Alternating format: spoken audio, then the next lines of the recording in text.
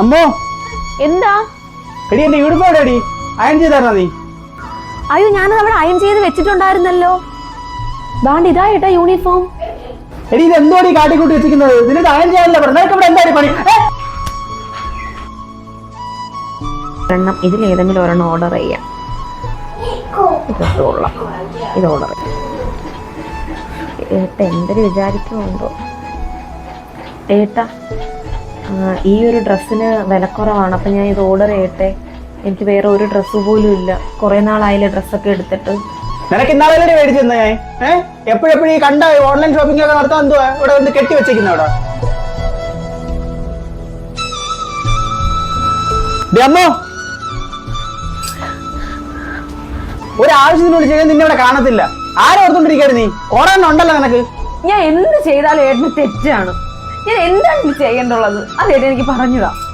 എവിടെയെങ്കിലും കുറച്ച് സ്വസ്ഥമായിട്ട് പോയിരിക്കാനാണെങ്കിൽ അപ്പോഴും നമ്മൾ ഈ ടോർച്ചർ ചെയ്തുകൊണ്ട് വരും. ഏട്ടൻ സ്നേഹിക്കുന്ന സമയത്ത് ഇങ്ങനൊന്നും അല്ലായിരുന്നല്ലോ. ഞാൻ എൻ്റെ ഒരു കൊച്ചിന് വേണ്ടിയിട്ടാണ് ഞാൻ ഇത്ര ഇതെല്ലാം അനുഭവിക്കുന്നത്. എനിക്കിനി വയ്യ, എന്നെ കൊണ്ട് ഇനി വയ്യ. ഇനി എന്താണ് നീ പറഞ്ഞ? നിന്റെ അച്ഛൻ ശ്രീരാമചന്ദ്രനുള്ള ബാക്കി പൈസ എനിക്ക് തന്നായിരുന്നോ? നീ എവിടെ പോയി ചത്ത എനിക്ക് കുഴപ്പമില്ല, അത് വാങ്ങിച്ചു ചവിടാ. എത്രയെന്ന് വെച്ചിട്ടാണ് ഞാൻ ക്ഷമിക്കുന്നത്? ഇനി എനിക്ക് വയ്യ. ഇനി ഒരൊറ്റ തീരുമാനം മാത്രമേ ഉള്ളൂ, ജീവിതം അവസാനിപ്പിക്കാം. അത് മാത്രമേ ഉള്ളൂ എൻ്റെ മുന്നിൽ.